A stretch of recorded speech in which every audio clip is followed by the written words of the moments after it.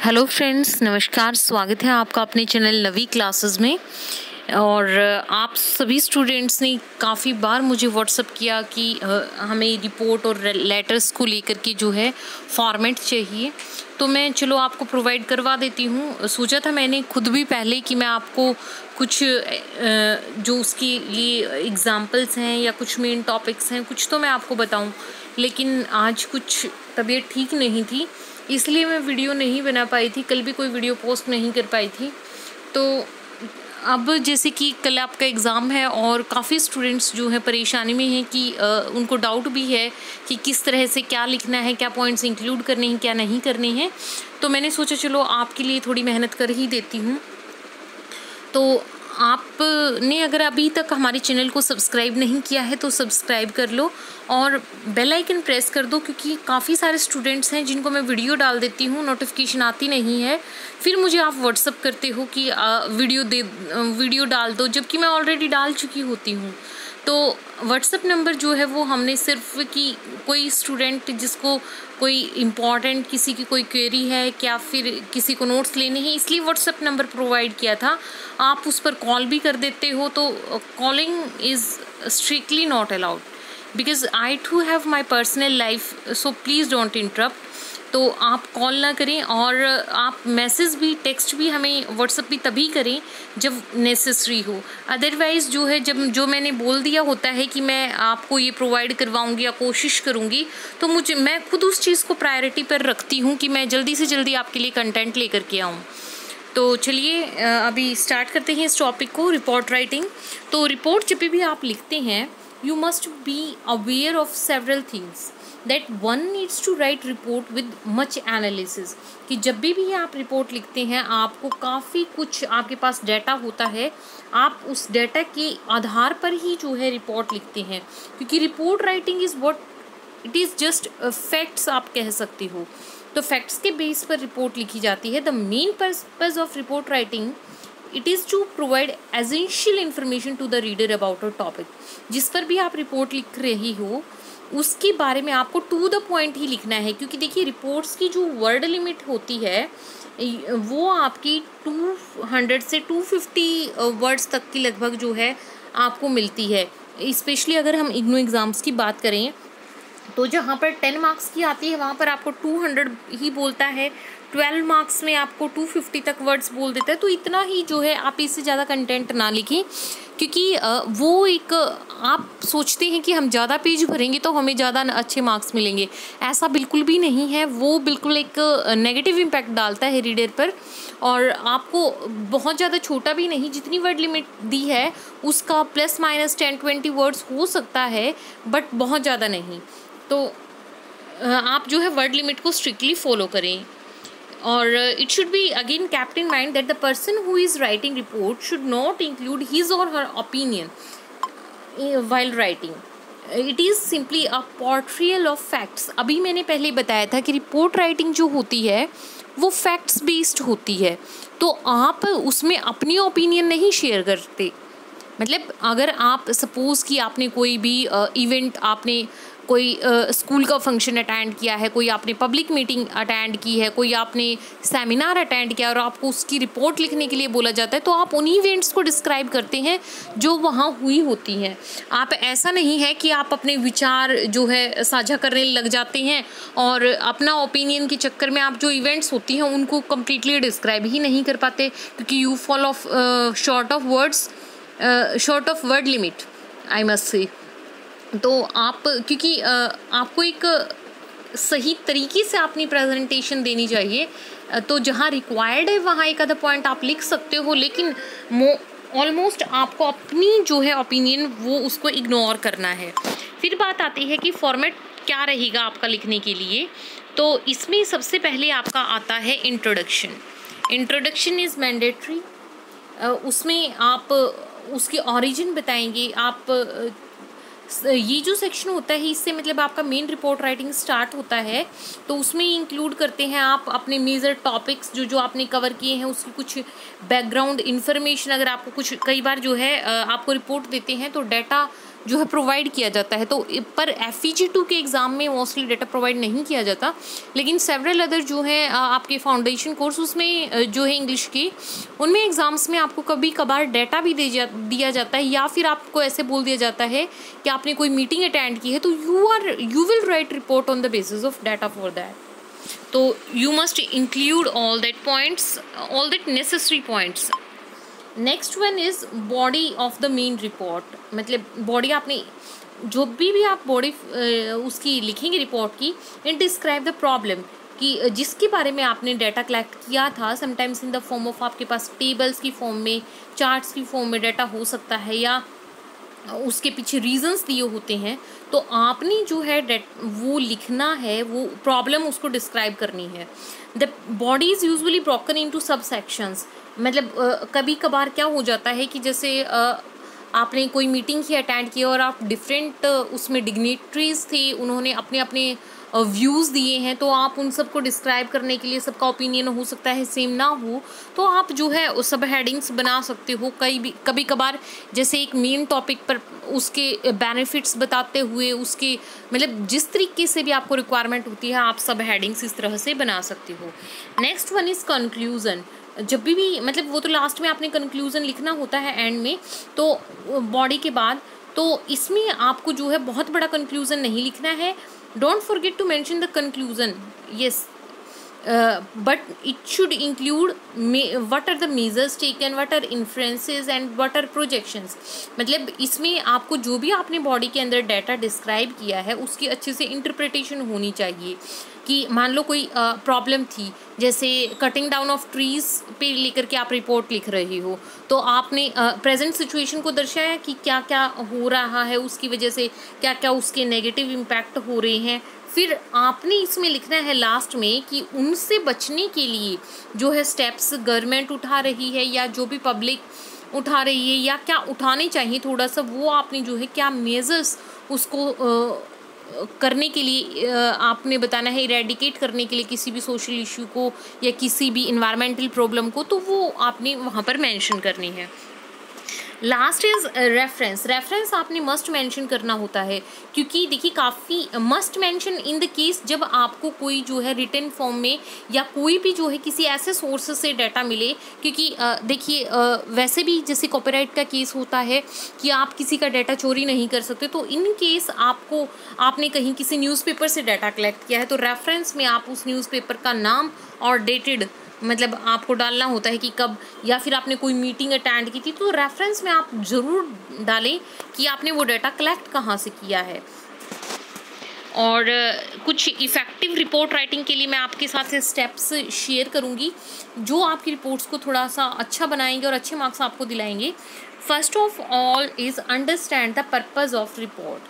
देखिए जब तक आपको ये नहीं पता कि आप जो रिपोर्ट लिख रहे हैं उसका पर्पज़ क्या है, उसकी रिक्वायरमेंट क्या है, तब तक आप एक अच्छी रिपोर्ट नहीं लिख पाएंगे। तो be sure that you understand all the instructions और requirements for which you are writing. जैसे कि आपको किसी सोशल इश्यू पर लिखने को बोला जाता है, मोस्टली जो है आपको करंट इश्यूज़ पर, चाहे आपकी रिपोर्ट हो, चाहे आपका लेटर हो, चाहे आपका एस्से हो, आपको करंट इवेंट्स पर जो ही भी हाल फिलहाल इवेंट्स हुई हैं, वो मेन इवेंट्स जो हैं उनमें, जो करंट इवेंट्स में मेन इवेंट्स शामिल हैं उन पर, या फिर आपको जो है कुछ इन्वायरमेंटल प्रॉब्लम्स पर आप लोग मेन वो भी पूछ रहे थे मुझे कि क्या क्या हो सकते हैं टॉपिक, तो उन्हीं के लिए मैं बता रही हूँ। या फिर इन्वायरमेंटल प्रॉब्लम्स पर, या फिर आपको क्या है सोशल इश्यूज़ पर, जैसे कि most of the time social issues में जैसे कि क्या क्या रहते हैं, एजुकेशन को लेकर के, education for girl child, women empowerment को लेकर के, तो वो भी एजुकेशन में ही आप इंक्लूड कर सकते हो, या फिर सोशल इशू में इंक्लूड कर सकते हो। तो और आपकी जैसे फैमिली बेस्ड भी टॉपिक बहुत बार आया है कि जॉइंट फैमिली के क्या क्या बेनिफिट्स हैं जैसे, और अब जॉइंट फैमिलीज़ जो हैं वो डिसइंटीग्रेट होती जा रही हैं, तो उनके पीछे क्या कारण है। तो इस टाइप के टॉपिक जो हैं बहुत बार एग्जाम्स में पूछे जाते हैं।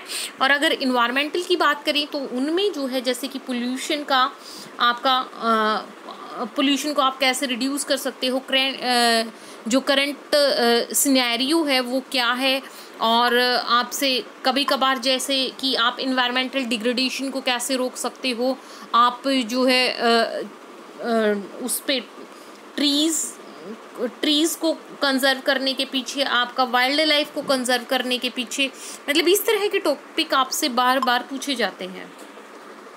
तो ये मैंने बताया, आपको पर्पस पता होना चाहिए, जैसे कि लोगों को अवेयर करना है। जैसे सपोज कटिंग ऑफ ट्रीज़ इस तरह से टॉपिक है, तो आपको लोगों को अवेयर करना है कि उन्हें ऐसा नहीं करना है। तो आपको उसी मोटिव को ध्यान में रखते हुए अपने ऐसे शब्द चुनने हैं जिससे वो बहुत ज़्यादा असरदारी हो आपका जो भी आप लिख रहे हो। Next is gather and select information. Yes, जब भी आप कुछ लिखते हैं तो आपको ये ना सोचे कि this is time consuming process, क्योंकि आप अगर रिपोर्ट कर रहे हो तो वो आप फैक्ट्स के आधार पर लिखोगे रिपोर्ट को, तो आप उसके लिए पहले इन्फॉर्मेशन कलेक्ट करोगे। Although it is very time consuming, लेकिन आपको इन्फॉर्मेशन कलेक्ट करना है। फिर उसमें से आपको you have to choose appropriate sources, read them and you have to select only relevant information. ऐसा नहीं है कि आपको डाटा मिला है, आपने एज इट इज़ कॉपी कर दिया सारे का सारा, उसमें से आपको जो ज़्यादा आपके लिए स्टेबल है, ज़्यादा इफ़ेक्टिव है, जो आपको ज़रूर इंक्लूड करना चाहिए, आप उसी को जो है अपने मतलब उसकी इम्पोर्टेंस के हिसाब से ही आप मोस्ट इम्पॉर्टेंट को आप ज़्यादा प्रेफरेंस देंगे। नेक्स्ट इज़, जब आप डाटा कलेक्ट कर चुके हैं तो you have to organise your content. Organize your content. Here you have to sort out and select the content relevant to your report. You can put the whole information under sections and subsections. Choose an order that is logical and it is easy to follow. ऐसा ना हो कि आप जो है किसी भी sequence में लिख रहे हो। फॉर एग्जाम्पल, आप कुछ कोई इवेंट किसी के बारे में भी लिख रहे हो, आप पहले तो उसका फ्यूचर बताते हो और बाद में उसका पास्ट डिस्क्राइब करते हैं। ऐसा नहीं होना चाहिए। पहले आप बताएंगे कि पास्ट में कैसा था और इन फ्यूचर कैसा होना चाहिए।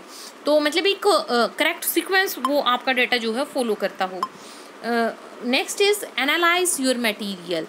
जब भी आप लिखना स्टार्ट करते हैं, लिखने से पहले you should first draft for the report. Analyse the matter that you have gathered. For that you have to think about flaws, limitations. तो उसी के आधार पर जो है आपका कंक्लूजन ड्रॉ होगा। Next is writing. Then you should write report. जब आप अपने डाटा को एनालाइज कर चुके हैं, जब आप रिपोर्ट लिख चुके होते हैं, you have to review and redraft that. Take a break before you review your first draft.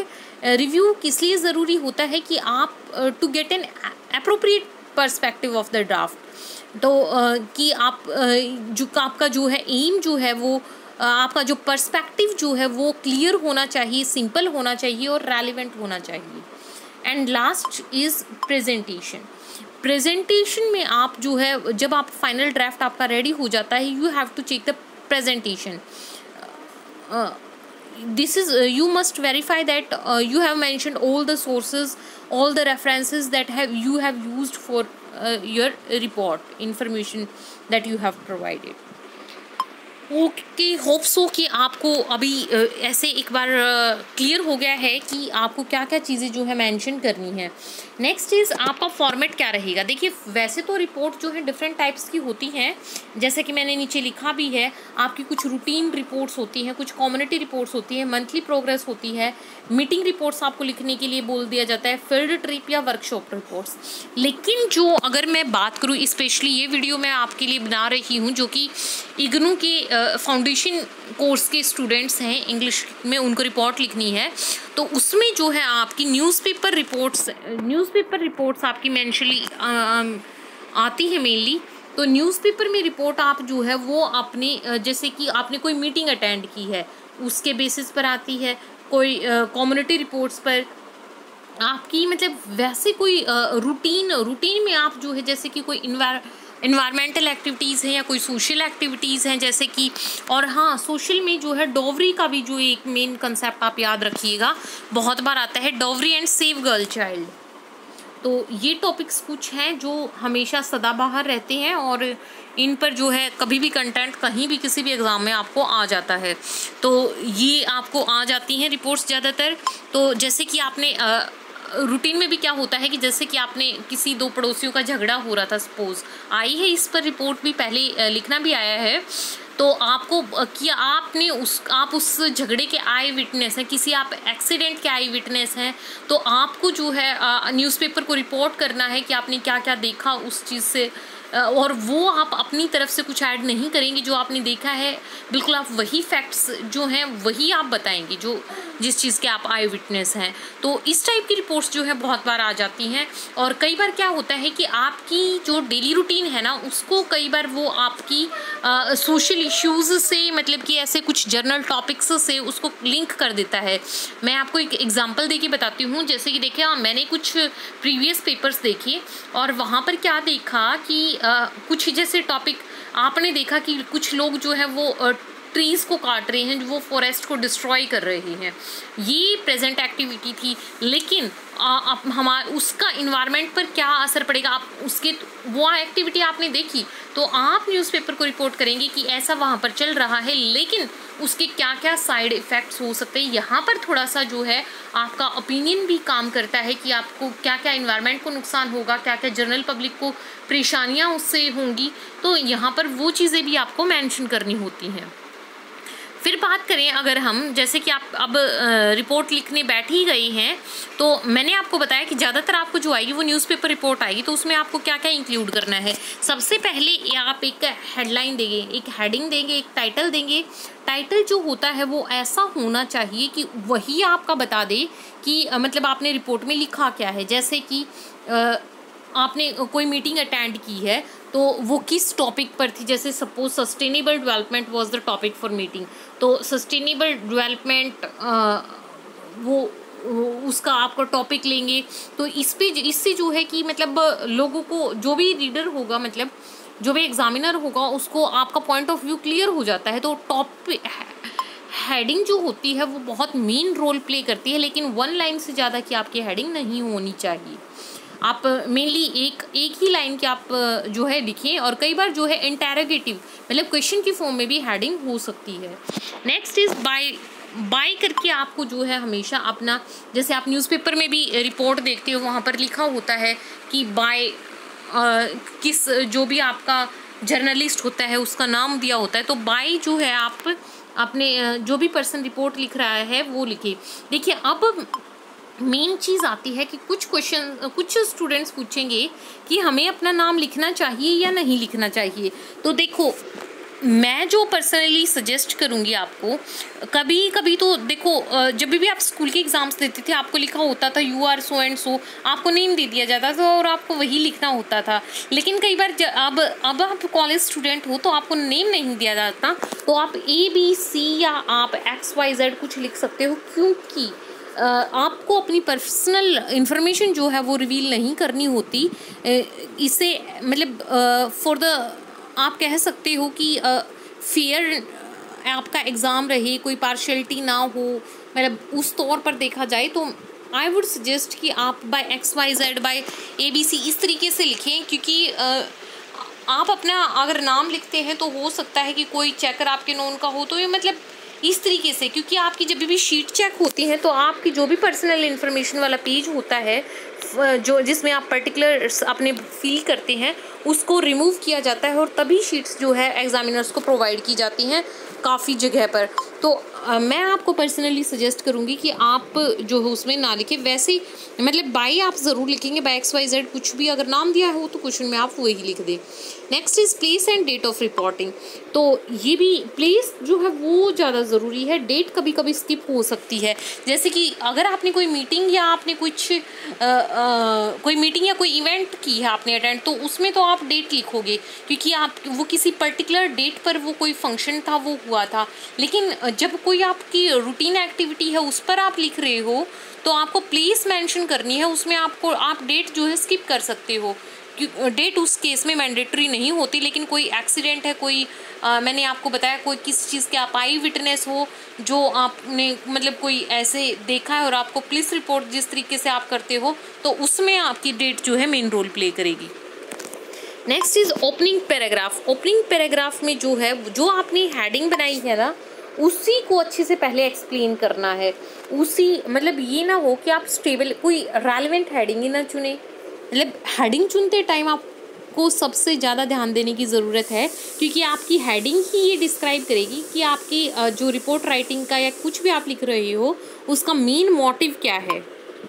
Next one is account of event in detail. फिर आप जो है उसको दो आपके मेन पार्ट रहेंगे। फर्स्ट रहेगा complete account of what has happened. Chronological order में सब चीज़ आप लिखेंगे कि क्या क्या हुआ। And then the witness remarks. फिर आप अपने मतलब जो भी आपने देखा उसको एक्सप्लेन करोगे। मतलब पहले ये हुआ था, फिर ये आपकी क्या, आप फिर अपना जो है रिमार्क देंगे। फिर लास्ट में जो है आपका कंक्लूजन जो आएगा वो जो है आपका वो लास्ट पैराग्राफ होता है रिपोर्ट का। आपने और बाई जो है डेट जो है ये, जैसे कि आपने सबसे पहले आपने यहाँ टाइटल लिखा, फिर आप लिखेंगे टाइटल के बाद बाय, आप ब्रैकेट में भी लिख सकते हैं ऐसे भी, बाय किसके। या फिर कभी कभार जब ये होता है कि जैसे आपने किसी भी पर्सन को आपने ऑफिस में रिपोर्ट सबमिट करवानी होती है, तो उस केस में जो है फ्रॉम और टू आता है। न्यूज़पेपर रिपोर्ट में फ्रॉम और टू नहीं आएंगे, फ्रॉम आप सिर्फ बाय करके अपना नाम लिखेंगे बस। फिर उसके बाद जो है आप डेट लिखेंगे, फिर आप प्लेस लिखेंगे, और डेट एंड प्लेस ऐसे करके एक साथ भी आ सकते हैं आपके। और फिर आपकी जो है मेन रिपोर्ट स्टार्ट होगी। लास्ट में उसका जो है आप कंक्लूज़न करके कंक्लूड कर देंगे रिपोर्ट को। तो ये थी। और कुछ अच्छी जो रिपोर्ट लिखेंगे आपकी, मैं आपको एक बार फिर से बता दूं कि वो एक कंप्लीट इन्फॉर्मेशन उसके अंदर होनी चाहिए। सिस्टमेटिकली आपने ऑर्गेनाइज्ड वे में आपने फैक्ट्स को प्रेजेंट किया हो, आप अपनी रिपोर्ट के लिए अच्छे से प्रिपेयर्ड हो। ऐसा ना हो कि आपको एक पैराग्राफ में आपने कुछ इवेंट लिख दियो और दूसरे में कुछ अलग लिख दी, तीसरे में आपको जाके याद आता है कि फर्स्ट के रेलिवेंट आप लिखते हो, फिर सेकंड कोई कंसेप्ट ही अलग होता है। तो ऐसा नहीं होना चाहिए। वो जो है आपकी इंफॉर्मेशन प्रोवाइड करती हो सेल्फ एक्सप्लेनेटरी डॉक्यूमेंट की, मतलब आपको वर्ड्स की ज़रूरत ना पड़े, रिपोर्ट देखकर ही आपने जो लिखा है वही फिर जो है रीडर समझ जाए। क्योंकि इंटरनल कम्युनिकेशन का टूल एक तरीके से होता है और परमानेंट रिकॉर्ड के रूप में रखा जाता है। Report writing is sometime very time consuming and costly activity, क्योंकि आपको इन्फॉर्मेशन जो है गैदर करने में बहुत टाइम लग जाता है। लेकिन जब एग्ज़ाम में आप लिख रहे हो तो आपको मोस्ट ऑफ द टाइम्स आपको चॉइस दी जाएगी, तो आप जिस टॉपिक से ज़्यादा अवेयर हो, जिसके साथ कंफर्टेबल हो, आप उसी को अटैम्प्ट करें। Thanks for watching this video. Don't forget to like, share and subscribe our channel.